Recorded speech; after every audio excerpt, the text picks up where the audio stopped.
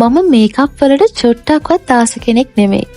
හේතුව ලංකාවේ available ගොඩාක් products වල colours මගේ skin tone එකත් එක්ක match වෙන්නේ නැහැ. ඒත් මම ළඟදී ඉඳලා මෙන්න මේ British Cosmetics එකේ liquid blush එක නම් ටිකක් use කරනවා. මට තාම හරියට apply කරන්න තේරෙන්නේ නැහැ. ඒත් මම try කරනවා. පොඩි වැඩ වගේකට මම අද එළියට යනවා ඉතින්.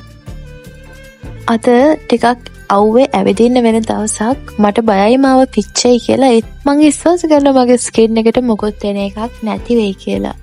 ඉතින් වැඩ ටික ඉවර වෙලා මම ආවා බෙන්ටොන් එකට. එයාලගේ fresh lemonade හරිම worth වගේමයි මාර refreshing.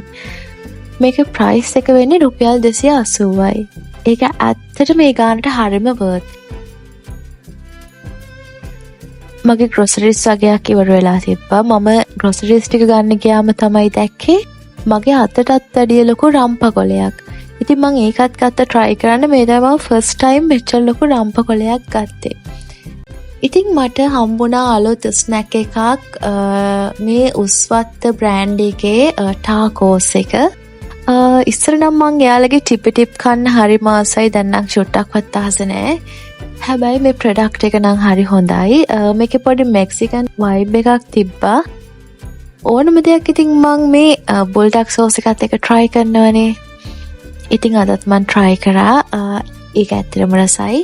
මං අද එළියෙන් මුකුත් කෑවේ නෑ. ඉතින් ආපු ගමන් කරේ මං ආස විදියට bay leaves දාලා පැස්ටා එකක් හදාගත්තු එක.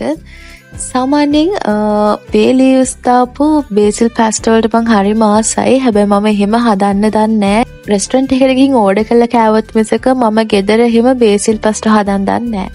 ඉතින් මං දන්න විදියට පැස්ටා එකත් හදාගෙන කන ගමන් අද දවසේ ඉතින් ඉවර කරන්නයි යන්නේ.